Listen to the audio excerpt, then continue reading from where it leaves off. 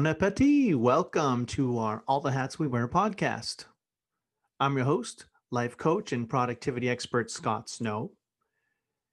In this show, you will learn the time management skills you need to be joyful, productive, and fulfilled. This is episode 50 of our podcast. And today's title of the episode is Manage Your Busy Life Like a Delicious Three-Course Meal.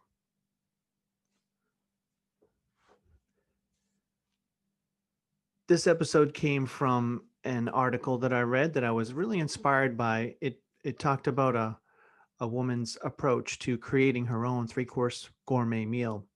And I did a blog post about it as well. And it just rang a lot of bells in terms of project management. I do have a project management system, and I have a podcast episode about that. I'll put the link for that in the notes. And really, this creative process of creating this great meal follows my project management system, 7 stages. And those stages are to first identify the spark. That's the emotion. That's the connection you have emotionally with the project. Stage 2 is to gather. 3, brainstorm. 4, structure. This is the big chunks of the project that you put together. How are you manipulating all the big pieces or the ingredients or your roles that you play in your life? And then the action stage, where you roll up your sleeves and start doing the work. And then the refining stage, make it sparkle, and celebrate. You finish it. So as I was waiting for my son at the skate park, I started reading this article, and I knew I could put together a nice blog post, and then it became this episode for the podcast. The author was inspired by the memory of a salad that he or she, I can't remember who it was, ate while they were visiting France. And this person was saying that in order to create a multi-course meal, you have to really pay attention to balancing all the flavors and also the textures throughout the meal over the course of the meal. Kind of like a symphony or a composition where you have to consider all the form.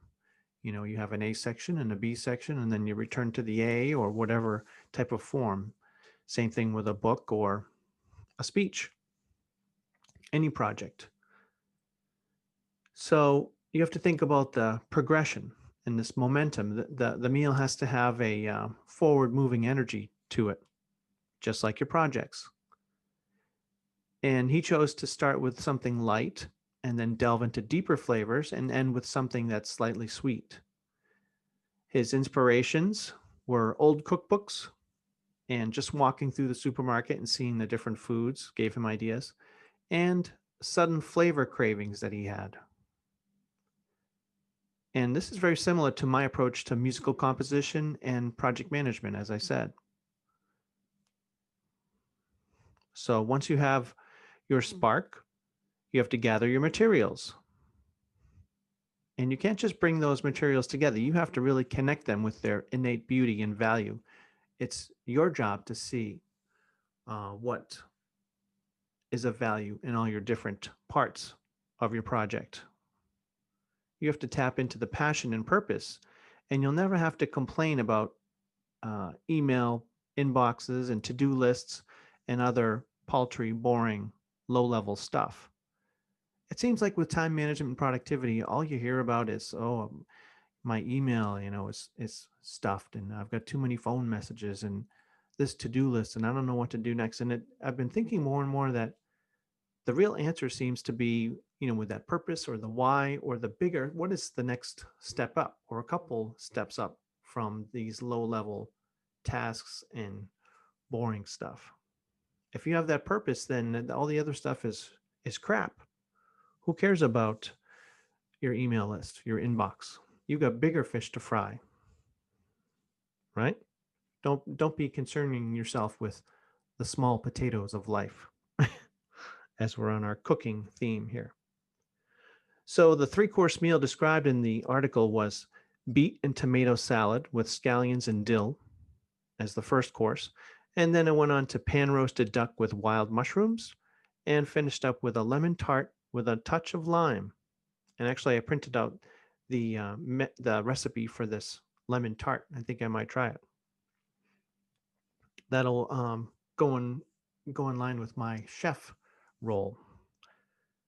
So consider taking this beauty appreciating approach to your roles that you play, all the hats you wear, and the management of your busy life.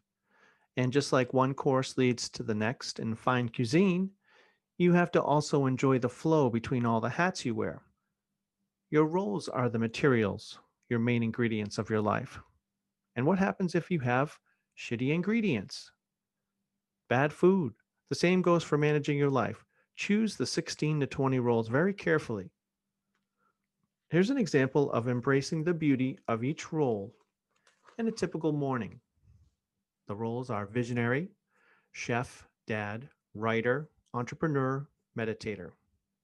So for visionary, I'm putting on my creativity hat when I'm reading the paper and soaking in all these new ideas. For chef and dad, I'm making breakfast for my sons, pancakes and bacon and home fries, and I'm timing everything. I'm making hot cocoa just the right way, and there's subtlety and sequencing and movement, and as I said, timing for cooking all this and all that. All these little attributes are coming out for that role. As being a writer, I'm coordinating different elements and focus them into a coherent written piece as I prepare for my blog post. As an entrepreneur, I'm allowing empathy to come to the surface while I'm writing copy for my website. And later on, maybe I'm doing some meditating in the afternoon and I'm surrendering. I'm focusing on stillness and openness and having a gentle focus. So, what I'm saying with each role that you transition from, you have different attributes that are the interest, are the beauty of that role. Just like how this person organized all their different three-course meal and constructed them because of identifying the strength and the uniqueness of each of these different parts. A good exercise is to create a list of the unique attributes that you bring to each role. What do you have to do to be successful at each role? And see how all these are different. Maybe you have to be a little more tough in some of them. As a parent, you have to be strict but caring, right? And maybe as a meditator, you have to be very open. So all of these you have to consciously allow to come to the forefront.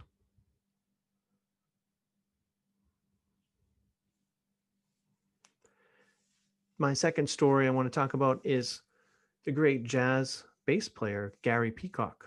He passed away, and I always love reading obituaries. I find them to be very inspirational. In fact, in many ways, I find funerals and wakes as being very inspirational, and it's a celebration of life, and everyone's getting together, and it's just there's a roller coaster of emotion that goes with it. I guess I'm not talking about when it's someone who's so close to you that it's really hits you extremely hard. I'm talking about maybe a less direct relationship that you have with the deceased. But Peacock, he played with the Keith Jarrett jazz trio, one of the most famous jazz trios in the history of jazz. And Gary talked about the music in the songs as being like flowers. You couldn't trample them.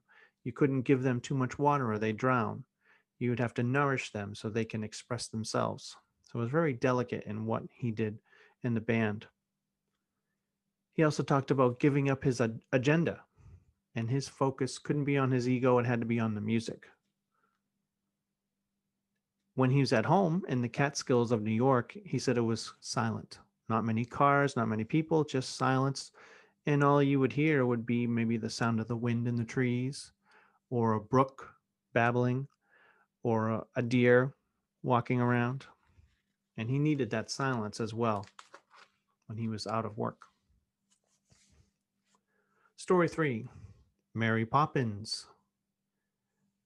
There's a little story about how Mary Poppins basically was a governess And that's like a special type of nanny. And they're talking about how with the pandemic, affluent families are really looking for people that can help out, a nanny, but someone who has the basically the it's a plucky hybrid of being a tutor, a life coach, mentor, a therapist, nanny.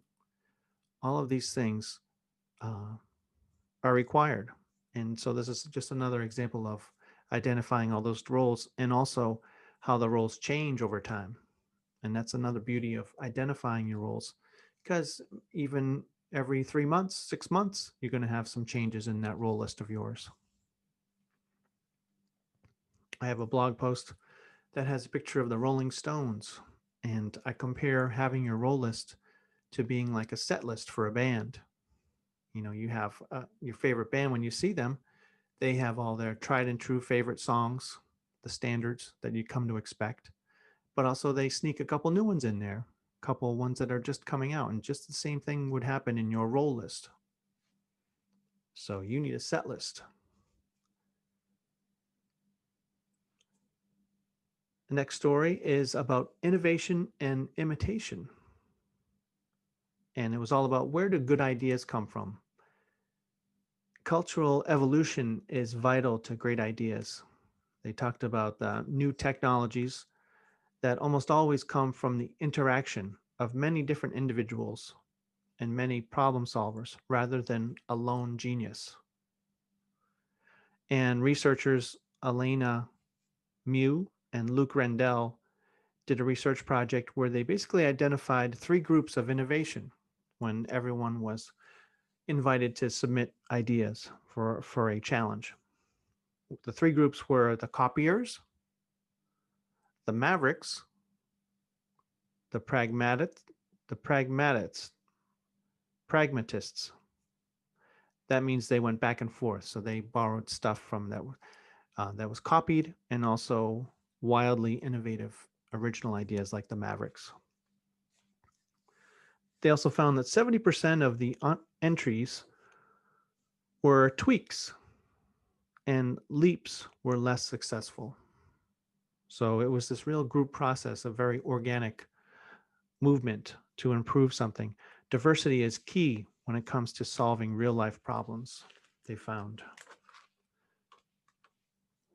Next story is about a woman who is kind of quirky. This is another obituary, named Felicia Campbell, and she studied gambling in older people. And I thought this was so interesting. I love when someone has a purpose that's kind of quirky. It's really cool. She was fascinated with older people who were gamblers, and she wondered, what do they gain from it?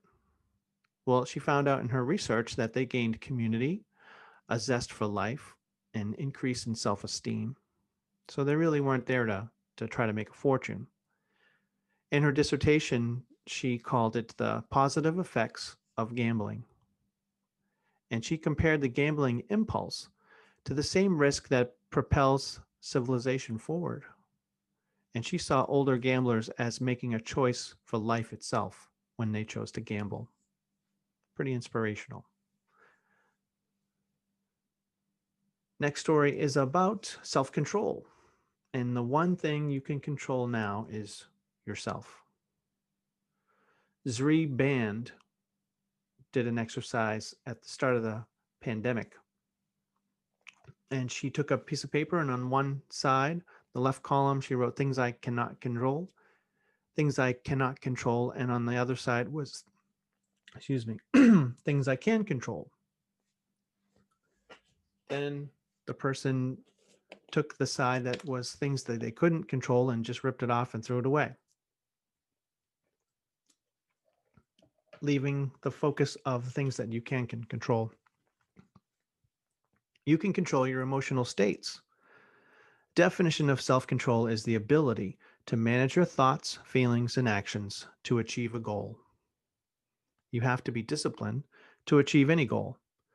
Dr. Roy Baumeister had an article on self-control, and he talked about two ways to increase self-control. One was to form better habits, and two, reframe your thinking. And psychologists call this cognitive reappraisal. when you have you broaden your perspective beyond the current moment. Some more strategies. They called it psychological distancing. And this is when you talk about yourself in the second person. Example, I would say, Scott is stressed out because of XYZ, but I'm not going to melt down. Also, you could create an alter ego. In research, they found that kids performed better at challenging tasks when they pretended to be a superhero. Then they would say, well, what would Batman do in this situation that got difficult? And they were able to perform better. People can do that too. Make a list and brainstorm all the people that you admire.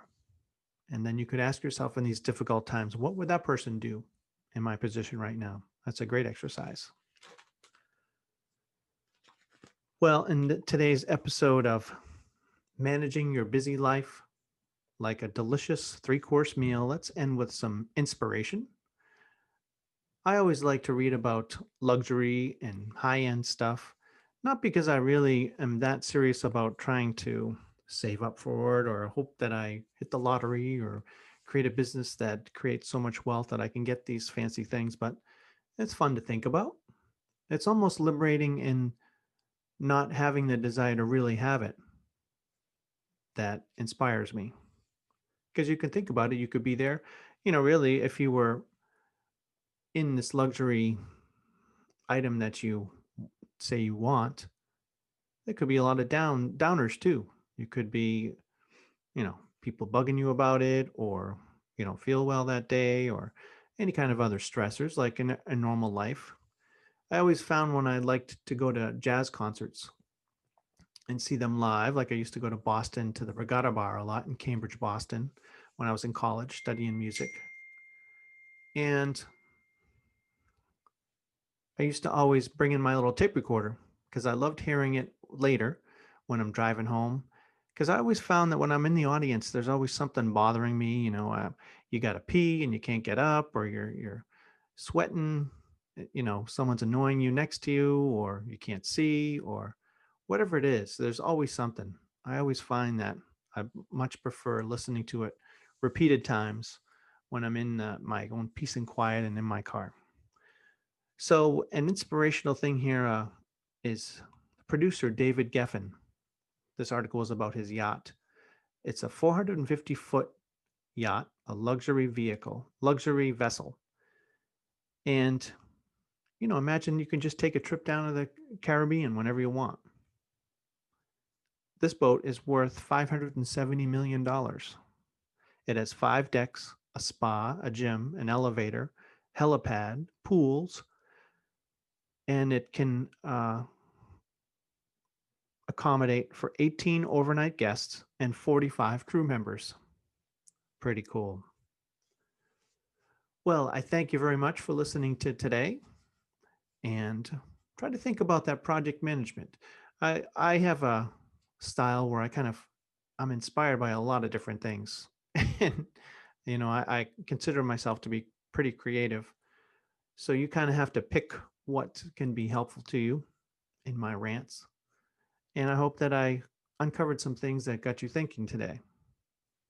Thanks for joining me. We'll see you next time. You're meant to do great things. If you want to be an innovator and visionary, you have to manage your busy life like one. The All the Hats We Wear planner is the planner for the future. I want to give you a free month of the planner to try out for yourself. Nothing will slip through the cracks anymore. When you use the All the Hats We Wear planner, you'll have everything you need at your fingertips. All of your goals, a vision statement, a list of daily habits, and a checklist to track your progress. Key information for the small and large projects on your plate. Daily sheets to clarify your top outcomes for each day. A week at a glance section to plan for the coming weeks, and much more. The All the Hats We Wear planner will be your roadmap to a more joyful, productive, and fulfilling life. To claim your free month so you can see for yourself how it will streamline your busy life, visit allthehatswewear.com.